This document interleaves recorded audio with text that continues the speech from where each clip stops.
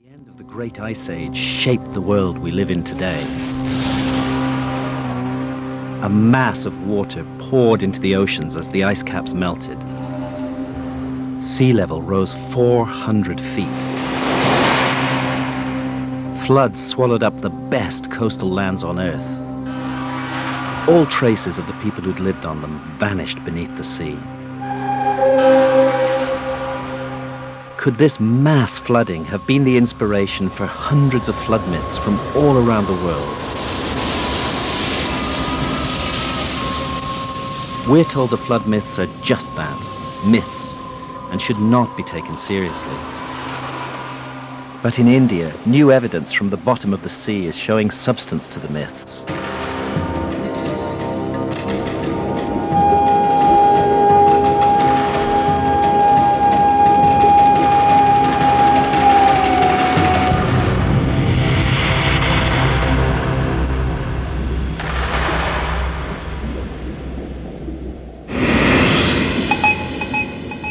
This is the Gulf of Cambay in northwest India.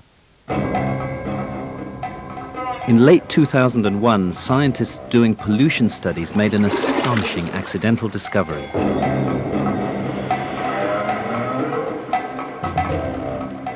"25 miles from shore, at a depth of 120 feet, they picked up traces of two ancient cities covering a large area of the seabed.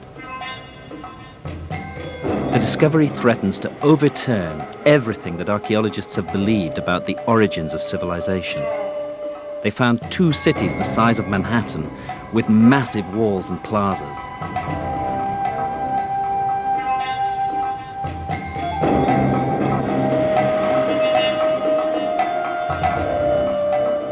And man-made objects from the submerged cities have yielded carbon dates up to 9,500 years old. That's about 5,000 years older than any city discovered by archaeologists anywhere. It means we could be dealing with a civilization lost at the end of the Ice Age. Perhaps even one of those that the flood myths speak of, which flourished before history began.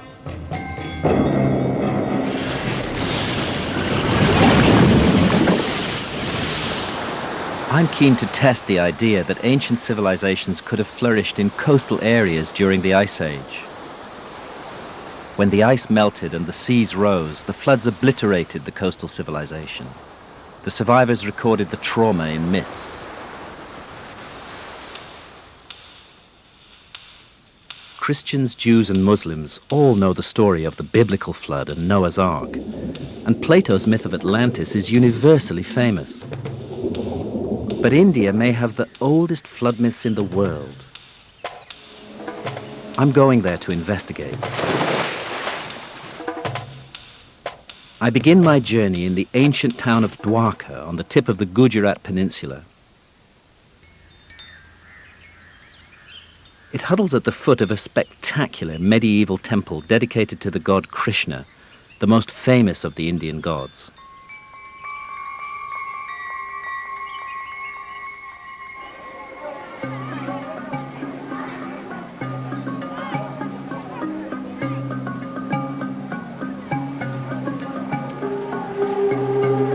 The temple is built on top of earlier temples, dating back more than 3,000 years. It commemorates a mythical city, said to have been established by Krishna before the flood and destroyed. On the same day that Krishna departed from the earth, the ocean submerged Dwarka.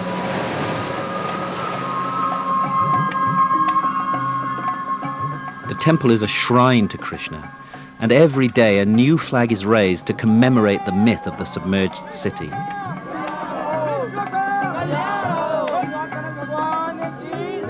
Every year, hundreds of thousands of pilgrims flock from all corners of India to mingle in its courtyards and bathe in the ocean's sacred waters.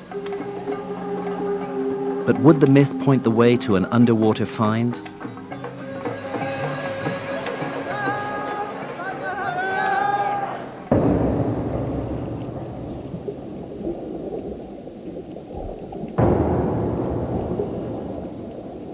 In the 1980s, the Dwarka flood myth received a boost when ruins, immediately presumed to be those of the lost city of Krishna, were discovered in the bay in front of the temple.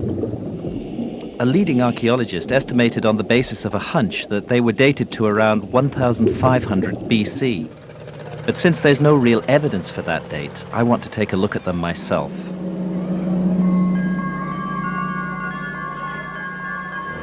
A group of marine archaeologists from India's National Institute of Oceanography have agreed to take me diving at Dwarka. This is Dwarka. Yeah. So we're moored over this concentration of ruins. So are these mainly individual blocks, or are they? No, individual buoys which we tied for the particular structure. I see. Okay. So now the blocks are scattered. Yes. I'm working with marine archaeologists Sri Sundaresh and Dr. Gaur. There's no wall as such. Because So we have to go down here and we should come we up on follow the the line of the ridge. Okay.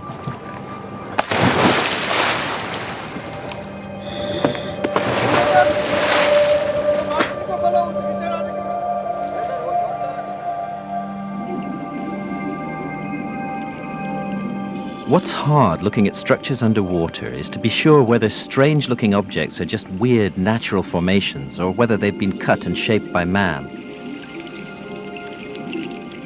It becomes clearer when you find clean-cut individual blocks like these. The next question with any underwater site is, how old is it? This site is so shallow and close to the shore that recent earthquakes could have submerged it, not necessarily rising sea levels at the end of the Ice Age. So it wasn't a big surprise to learn that Sundaresh and Gaur are now dismissing these finds that are merely hundreds of years old. This clearly can't be the ruins of the ancient mythical city of Dwarka. Stone anchors of a type made in India in the Middle Ages prove that the ships of that time once moored here. So anchors precisely we are dating between 8th century AD to 14th century AD. So I think a structure also may fall in that period. So we're talking actually about a medieval yeah, site. medieval period. Do you accept the conventional dating of 1500 BC or so for this site, or do you think we should put a big question mark over that date? I think you have answered the question. We should put a big question mark over Yeah, the I mean, we have not found any material evidence on which we can be sure about the date. Right. Till we find any datable material artifact, we'll have to continue our search as and when we can. Yeah. Have you ever gone like 10 kilometers out that way? So for 10 kilometers away from here, no, we have not dived. The We have furthest gone up you've- to 2 kilometers.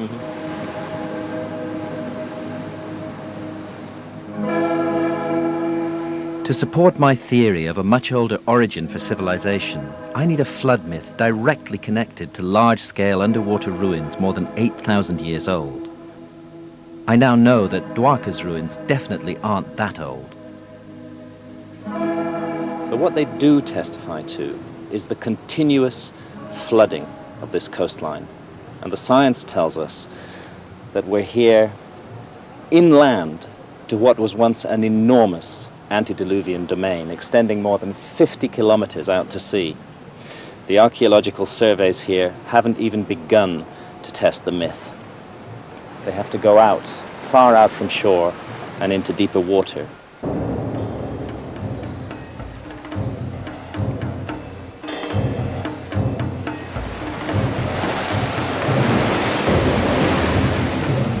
The myth of Dwarka is part of a larger and older cycle of Indian myths that speak of a flood survivor, Manu, who becomes the father of future mankind.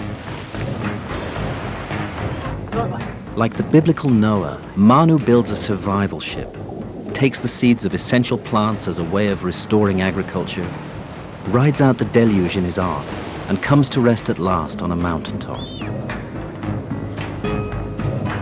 Typically, Manu is described as a great rishi or sage and as a master of yoga. His mission is to rekindle civilization after the flood. Could science give this myth any support? Was India ever flooded in such a cataclysm?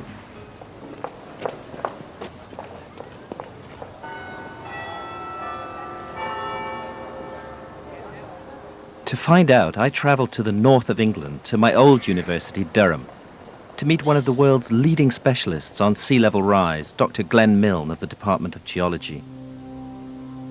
Drawing on the latest data, he's able to produce computer simulations of how coastlines would have looked at different stages of the Ice Age. Here we see the Indian continent around 21,000 years ago. And if we focus in on the northwestern part, you can see a lot of the coastline was exposed. No, it's a huge area exposed. Huge area exposed of the continental shelf. So we progress forward to 13 and a half.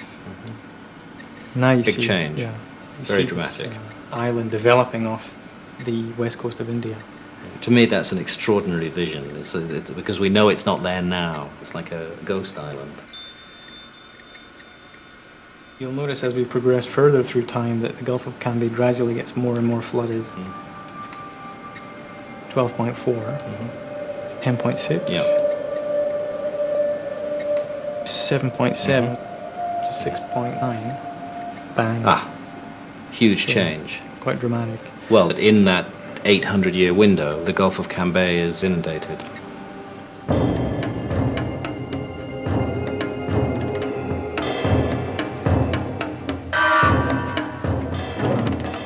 What interests me is that the flooded domains of India's northwest lie side by side with India's oldest and most mysterious civilization, the Indus Valley civilization, so called because its first cities were found along the Indus River. It's one of the least understood cultures from the ancient world and believed to be the biggest, covering more than 1 million square miles. It flourished about the time the pyramids were built in Egypt. But I'm interested in it because even the most conservative archaeologists think its roots go back much further, to small-scale settlements dating to the end of the Ice Age, when Glenn Milne's maps show that huge floods ravaged India. Could the Indus Valley civilization be the missing link to lost cities of the underworld that I'm seeking? To find out, I'm going to Dolavira in the lonely salt marshes of the Rann of Kutch.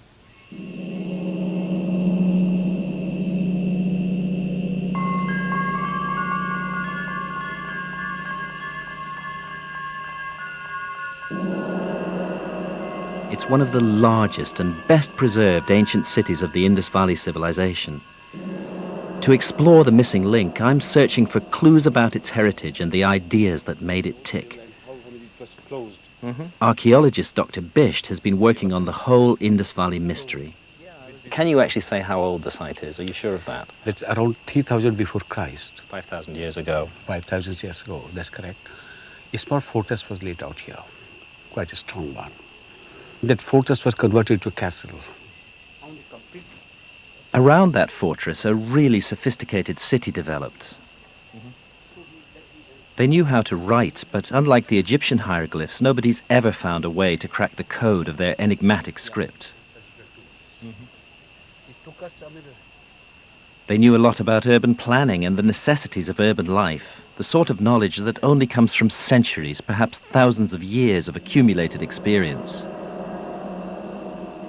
5,000 years ago, they were designing a water system that was way ahead of its time, including rock-hewn reservoirs built to fight a deteriorating climate and a series of savage droughts.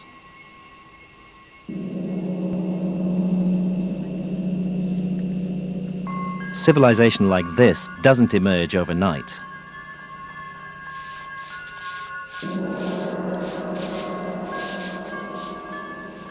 As the climate changed around them, the ancient inhabitants of Dolavira made themselves masters of water and water engineering.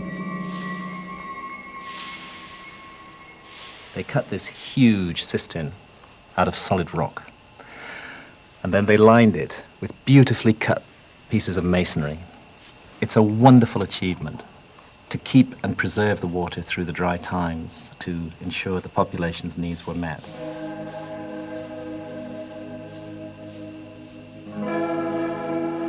The people who built this amazing city 5,000 years ago were at the end of a cycle, not the beginning. But for my investigation, the big question is just how far back does the Indus Valley culture go? Is it possible to trace it back to its source? Just like this. So it would be fair to say that the glory of this site is between 3000 BC and 2000 BC, really. That's correct. That's correct. What about before 3000 BC? Before 3000 BC, what was there, we do not know. There might not be any culture, possibly, or we may find in future some earlier phases as well. But archaeologists have already found related sites in the foothills of the Himalayas that date back much further. They're simple farming settlements, hundreds of miles from the sea, near high mountains. Places that would have made a natural refuge for the survivors of the floods that I now know took place in northwest India at exactly the same time. Is it a coincidence that the ancient Indian tradition of Manu speaks of a flood that destroyed a former civilization and of survivors who retreated to the mountains to start again?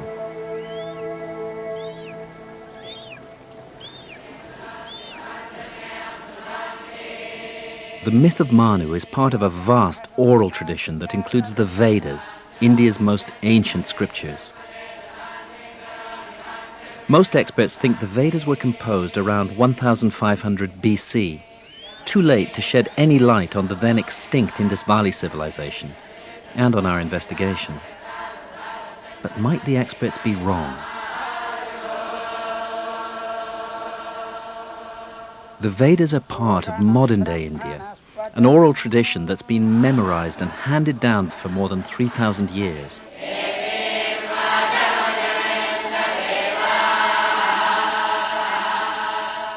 But if an oral tradition can survive for that long, why not for 6,000 or even 9,000 years?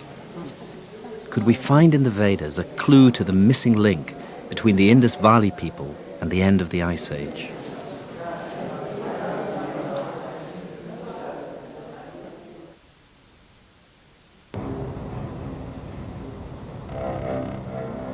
When the first Indus Valley sites were excavated in the early 20th century, the city of Mohenjo-Daro revealed a startling new discovery. I want you to imagine for a moment that you are back in 1500 BC and are looking out over the straight streets and brick houses of Mohenjo-Daro. Suddenly, smoke and flames begin to rise amongst them. And up one of the main streets, there streams a horde of swordsmen led by a swaying figure in an outlandish chariot. The story I'm telling you is not fantasy. It is a literal interpretation of actual discovery. This is where one of the massacres took place. Sir Mortimer Wheeler was one of the 20th century's most influential experts on the Indus Valley civilization and helped to shape the accepted view of its origin. 34 centuries after it happened, the archaeologists of the 20th century found these bones of the massacred, mute evidence of how an age-long civilization perished within the hour. Wheeler was one of those who believed that groups of marauding nomads invaded India from the north and west around 1500 BC. According to this Aryan invasion theory, the Vedas were the scriptures of the nomads, not of the civilized people of the ancient Indus Valley cities. But when archaeologists inspected the skeletons more closely, the invasion theory was cast into doubt. Professor B.B. Lal was a student of Wheeler's at Mohenjo-Daro, but questions the conclusions that Wheeler drew from the placing of the skeletons in different levels. Some from the lower levels, some from the middle levels, some from the top levels. And some of them belong even to a period after the abandonment of the site. So when they don't belong to one and the same level, how can they belong to a massacre by invading Aryans? In fact, they hadn't even died in battle. When examined, the skeletons had indeed come from different strata, meaning that they died at different times. The Aryan invasion theory should have died too. But since it was taught as established fact for most of the 20th century, it dies hard.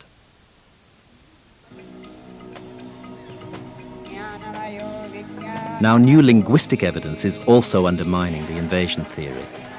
Leading archaeologists think it's likely that the language in which the Vedas are expressed has been evolving in India for more than 8,000 years, and so couldn't possibly have been introduced by Aryan invaders just 3,500 years ago.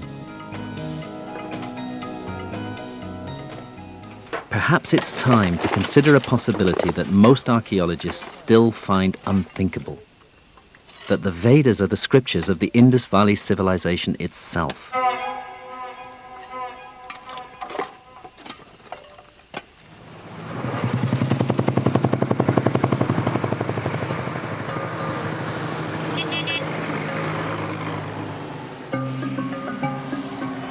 I went to the Indian capital, Delhi, to discuss the problem with Dr. David Frawley, one of the very few Westerners recognized as a teacher of the Vedas. So we have this wonderful culture, apparently with no literature, nothing whatsoever. And then we have this wonderful literature. Which is the largest in the ancient world. Exactly. And deep and sophisticated and incredibly well thought out. And no culture to attach it to. And they No won't civilization. They won't take the next step. Even though they both come from the same area, they won't connect them.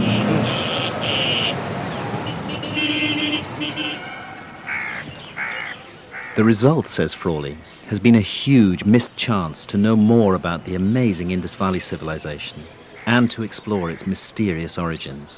The Vedas have been given to us as the literature of India, so they are connected with that culture. Now, if we put the two together, we see the image of a sophisticated culture of kings and rishis. We see in the seals, we see the symbols of spirituality, the symbols of yoga, the gods like Shiva. We see the whole basis of later Hindu civilization. And that's what we should find as the culture itself has continued.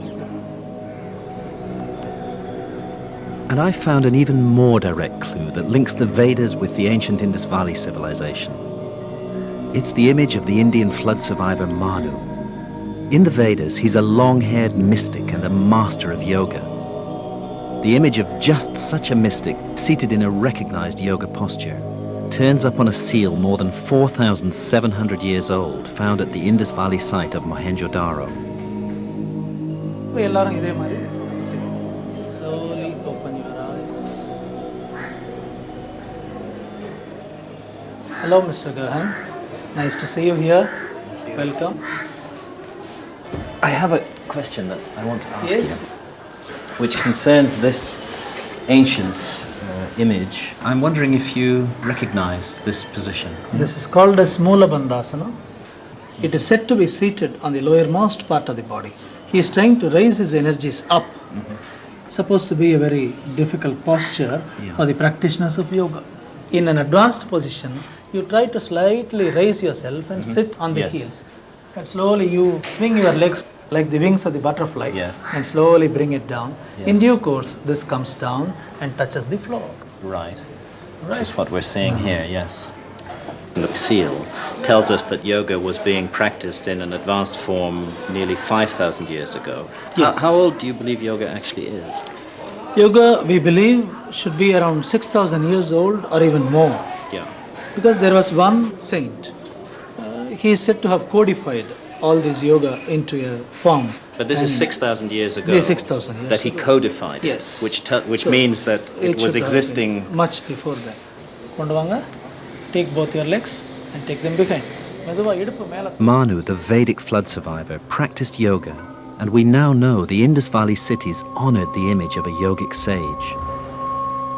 How big a leap is it from there to speculate that the Mohenjo-Daro figure represents Manu himself, and that the Vedas must therefore have been known to the people of the Indus Valley civilization.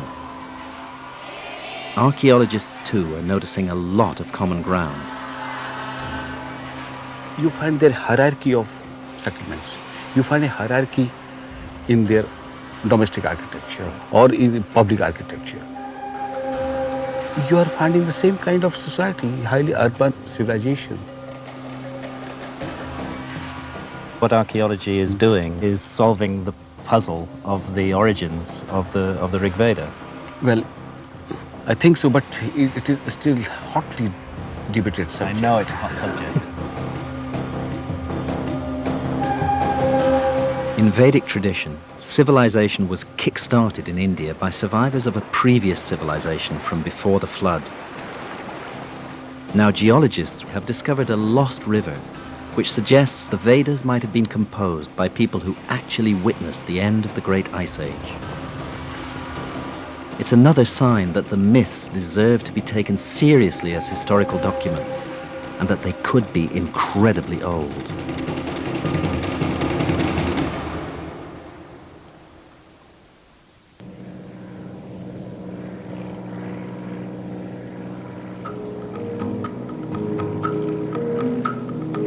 I'm looking for the lost Indian civilizations spoken of in flood myths. India's oldest known civilization can be traced back to the end of the Ice Age and is cheek by jowl with lands flooded at that time. Today, the Rann of Kutch is one of the most inhospitable areas on Earth. But around the end of the Ice Age, a vast river flowed through it, making it rich and fertile. The river was the Saraswati, and it's repeatedly described in the ancient scriptures. This river, Sarasvati, with fostering current comes forth. The flood flows on, surpassing in majesty and might all other waters, pure in her course from the mountains to the ocean. We don't see such a Sarasvati river today, but your remote sensing technology tells us more of the story. The river Saraswati originated in the Himalayas and flowed down this channel, which is dried up. Still it can be made out. Yes. With the latest satellite images, we can trace the original course of the river from the Ice Age glacier all the way to the ocean, just as the myth says. You see here as a dark colored channels, it flowed parallel to the Indus River and took a southward turn, and further flowing, it finally joined with the Rann of Kutch. It seems to be a huge channel at this point. More than 22 kilometers. 22 kilometers broad. It is described in the Vedas that it was mightiest river of that time. Mm-hmm. Right, and that would be what sort of period? Certainly the river was flowing 10,000 years and it continued up to say 6,000 years before present. Because the Vedas described the Saraswati when it was in full flow, Dr. Gupta's confirmation that it stopped flowing 6,000 years ago has one obvious implication. At least some parts of the Vedas must have been composed earlier than 6,000 years ago, during what archaeologists call the pre-Harappan period that led up to the Indus Valley civilization. Not only we have the ancient Saraswati river, what is extraordinary is that we find pre-Harappan settlements on the old Saraswati channel. It's revolutionary enough to suggest that the Vedas could date back to the Indus Valley civilization. Today, however, more and more Indian scholars are reaching the view that they could be much older than that. It is not only an issue of Harappan and Vedic civilizations being one and the same, but the fact that the Rigveda was prominently, I would say predominantly, pre-Harappan. Harappan civilization, somewhere I think I have called it the twilight of the Vedic age. The Vedic age ended with the disintegration of the Harappan civilization. And the most amazing discovery might date the Vedas to more than 11,000 years ago. Leading experts from the Geological Survey of India have argued that there are verses which literally depict the glacial meltdown at the end of the Ice Age. I will declare the manly deeds of Indra. He slew the dragon, then disclosed the waters. The waters glided downward to the ocean, and many seas filled full with waters. We do find in the Rig Veda dominant symbolism of Indra destroying the dragon who lives at the foot of the mountains and releasing the waters to flow into the sea. And this is very much an end of the Ice Age myth, where the great glaciers broke up and the whole area of North India became filled with great rivers and became a very important area of habitation. So the symbolism is there of the cataclysm.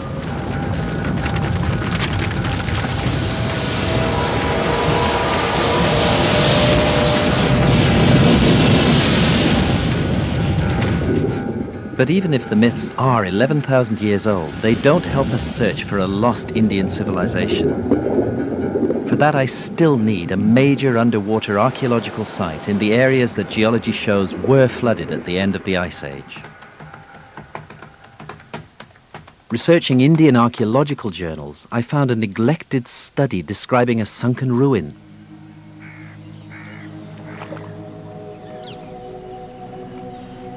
It was in an area that I knew had been flooded at the end of the Ice Age, and there's a flood myth pointing straight to it.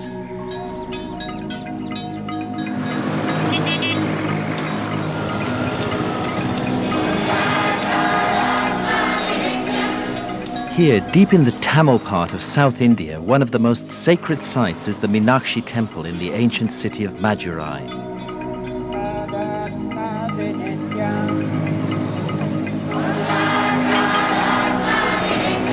Tamil myths say the temple was established by the survivors of a flood. According to the myths, the survivors had belonged to an earlier and highly advanced civilization. Its most famous achievement before it was swallowed by the sea was a great academy or sangam for the perfection of human knowledge.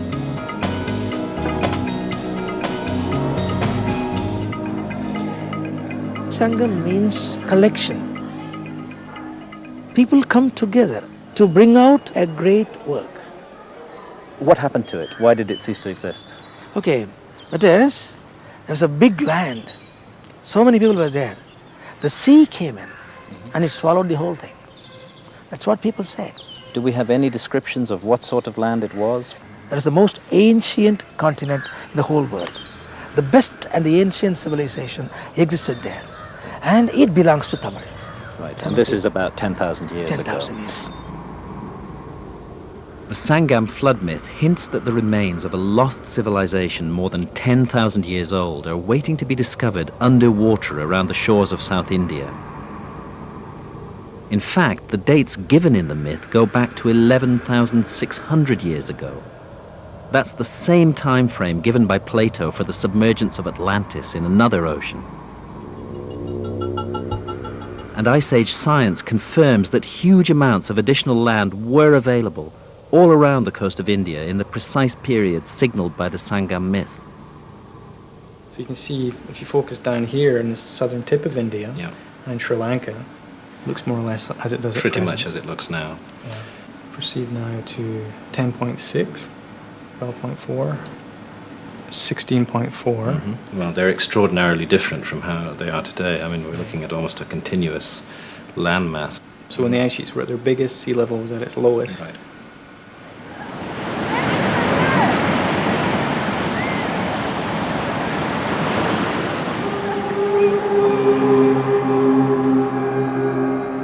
So the next step of my journey is to go to the coast, to search under the waves for the hidden history of that lost, flooded terrain. This is the Granite Shore Temple at Mahabalipuram. It stands overlooking the Bay of Bengal in southeast India and is one of several dozen extraordinary rock-hewn structures scattered along the coast.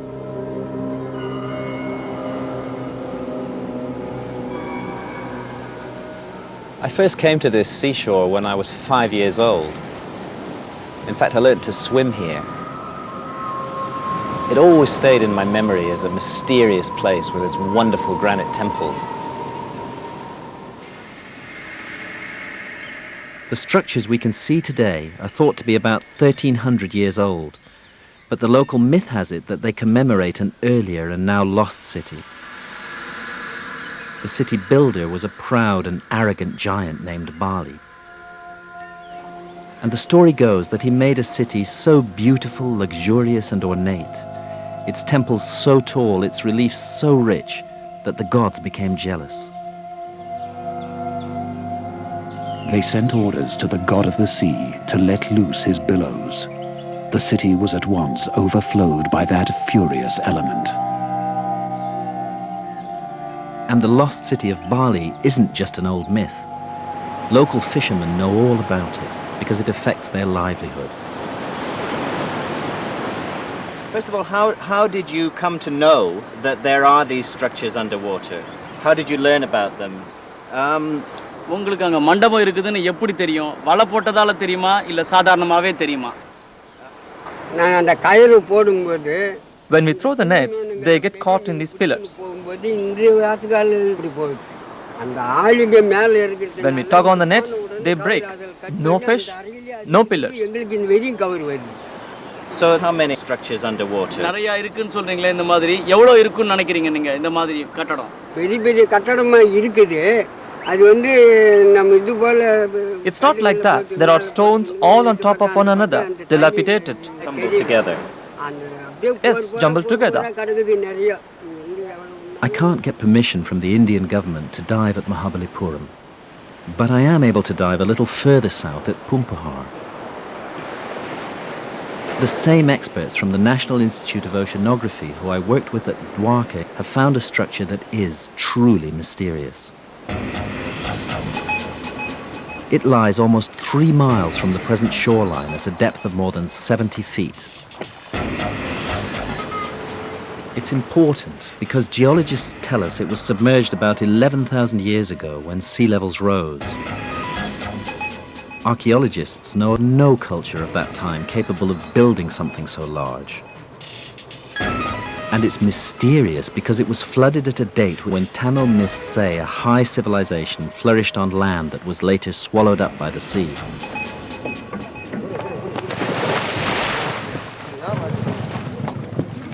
Here, as at Mahabalipuram, underwater structures provide perfect shelters and breeding grounds for fish. Dr. Gower explains before the dive that archaeologists don't believe in lost civilizations 11,000 years old. To construct a so big structure, I think it's about 40 meters in length. It's a big structure. Yeah. When we come to here in this particular area, if you see the structure such a big one, it means they have a very great technology.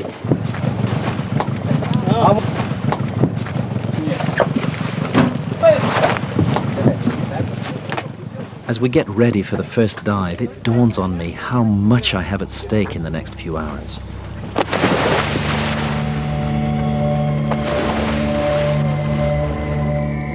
Because if the structure I'm about to see really is more than 11,000 years old, then it is, almost by definition, the work of a lost civilization.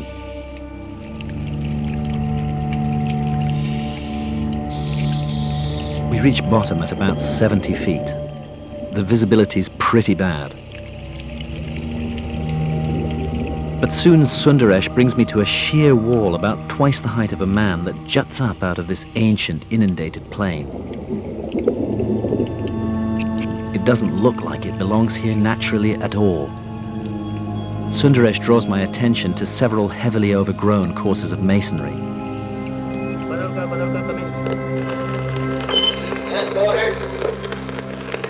Have you checked, Martin? Inform, please.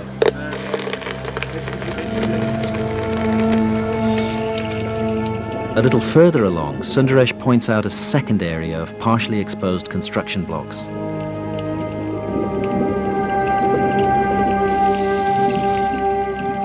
As we continue along the U-shaped structure, I see that almost every inch of it is draped in fishermen's nets. It feels a bit eerie.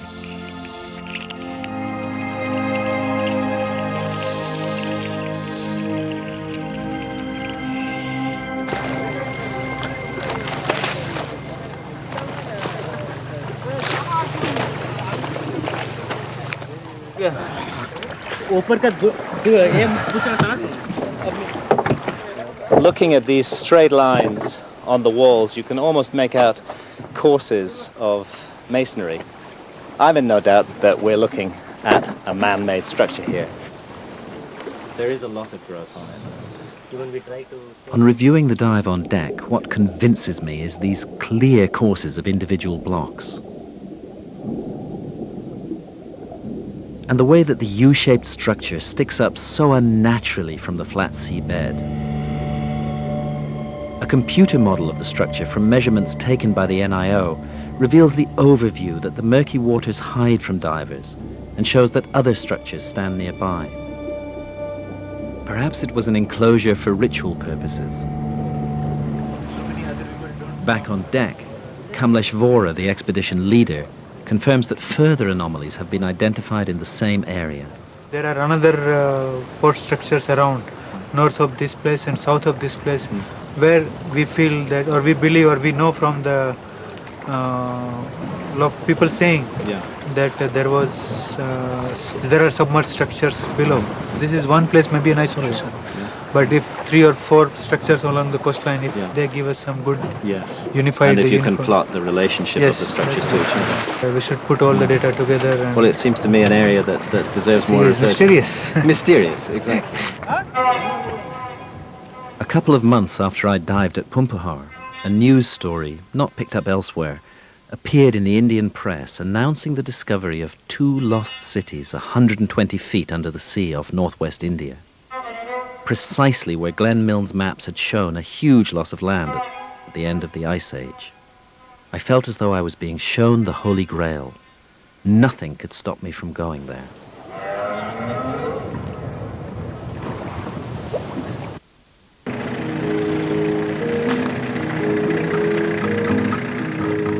In 2001, a team of geologists from India's National Institute of Ocean Technology made a series of startling discoveries in the Gulf of Cambay.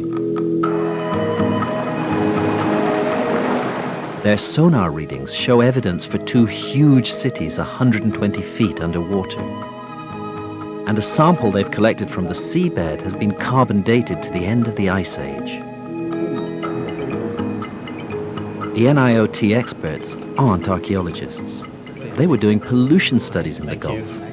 But what they found is of massive archaeological significance. Could these flooded cities be the proof I've been looking for, which joins the Indian flood myth to archaeology? Initially, when we went, we thought probably we'll be on an early Harappan site. But after seeing all the artifacts and evidences what we have collected, it looks that they are before the Harappan period. Which means, in the end, that history is going to have to be looked at again. Definitely. Maybe this is the beginning of a major discovery for the world. I think so. I think so. It's the scale of the sites which is so exciting. It looks like a twin city or a twin metropolis of the ancient times. Right.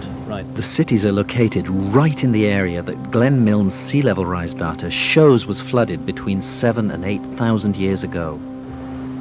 This was at the very end of the Ice Age and was the last of 3 major pulses of meltwater release that have been identified by geologists. One city is more than 8 kilometers long. Other one is almost 9 kilometers. These are enormous. Enormous, yeah. Both of them appears to be along 2 river courses. A natural place for humans to settle. Yeah. Can have a look here. Wow. This is a treasure trove. Next, Dr. Badranarian took me to see some of the artifacts they've recovered by dredging the underwater sites. These are our micro tools, where you can see various shaped thin objects, well polished, to use them for various purposes. This is like a spoon. Spoon, yeah. You can see it is the shape of a deer they have made. Well, it's very interesting because it's carved the same on both sides. Human remains include a fossilized jawbone and vertebrae. And the artifacts show that these people were skilled in making pottery, jewelry, and other ornaments. This seems to have been almost like turned on some sort of... Yeah, it appears to be a very good artifact. Probably they had a sort of hand instrument to turn all these things. If you see, there's a hole also they have made through that. And this hole runs all the way through it? Yeah, completely. Yeah. So this is absolutely definitively a man-made object. Yeah, we did not know what it was. Most startling of all, a stone slab was discovered with raised markings which could push back the date of the invention of writing to the end of the Ice Age. Yeah. This is some of the images we have picked up in the... Sub-bottom profiling, a technique that detects materials buried beneath the seabed, reveals the city's massive foundations. In between the seabed, you'll be seeing soft material. Right. This is the foundation up to which they which has quite a different character from the rest. So this is building foundation. Building foundation. Right. And you can see that they are very regularly spaced. Indeed. Which are walls, really. Yeah, walls. But a bigger surprise came from the side-scan sonar, a beam passed along the seabed to detect solid objects. The images show sophisticated geometrical structures. It's looking down on the seabed, these very right-angled structures. Yeah, these are about 77 meter by about 40 meter. Yeah. Actually, there's a series of steps going down. Looks like it's buildings. not anything that you normally come across in a marine, this one. No. It is obviously man-made. Yeah. But Dr. Badranarian had something even more spectacular to show me, which looks like a citadel. Something very different than what you see now. Right. Yeah. Wow. You see very square features. Yeah, and I can this see a is lovely series of right angles here. Yeah, they're all platform-like features. Yeah. The present length of this is about 98 meter.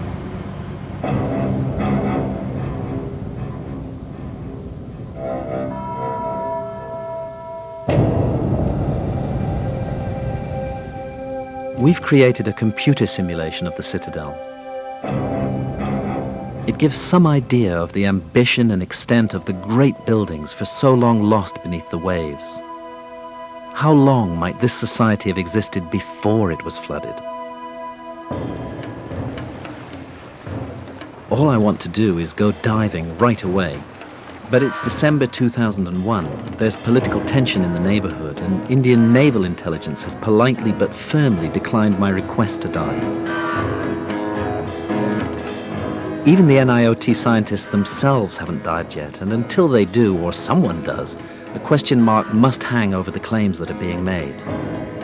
But the case is getting stronger all the time. A month after I met them, the NIOT released the results of carbon dating on the artifacts recovered from the sunken cities. The results caused a sensation around the world. One of the objects was dated to 7,500 BC. That's 4,500 years before the cities of Mesopotamia and Egypt. How long would it have taken a civilization that was already here 9,500 years ago to build cities on this scale? We could be looking at a previously unknown high culture in existence around the coastal margins of India from perhaps as much as 12,000 years ago. And that's precisely the period when the U-shaped structure at the bottom of the Bay of Bengal was last on dry land. If we take the ancient flood myths seriously, instead of writing them off as primitive fantasies, as so many archaeologists do, then they can point us towards new discoveries, discoveries that could rewrite history.